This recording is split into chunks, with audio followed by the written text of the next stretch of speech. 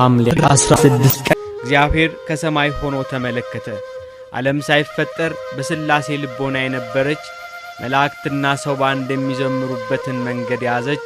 የጥሉን ግድግዳ ለማፍረስ ፍቅርና ሰላም ለማንገስ ምክንያት የሆነች የአዳም ኃጢአት በዘር ያልተላለፈባት ንጽሕት ዘር ሐምሌ 16 ቀን በነፍስሽ ሰይፍ ያልፋል የተባለች እመቤት 15 ዓመት ሲሞላት በአንተና በሴቲቱ መካከል ጠላትነትን አደርጋለሁ በተባለው የትንቢት ቃል መሠረት አንተ የተባለ ዲያብሎስ መሳሪያ ያደረጋቸው አይሁድ በቅናት ሴቲቱ በተባለች እመቤታችን ላይ ተነሱባት።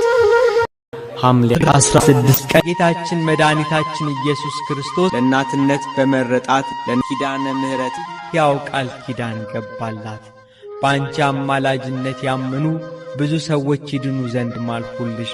ዳግመኛ የክርስቲያን ወገኖች በጸሎትሽ ቢታመኑ አድናቸዋለሁ።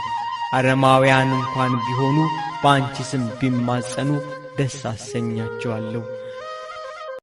ሐምሌ 16 ቀን ጌታችን መድኃኒታችን ኢየሱስ ክርስቶስ ለእናትነት በመረጣት ለኪዳነ ምሕረት ያው ቃል ኪዳን ገባላት።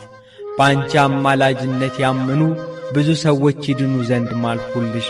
ዳግመኛ የክርስቲያን ወገኖች በጸሎትሽ ቢታመኑ አድናቸዋለሁ።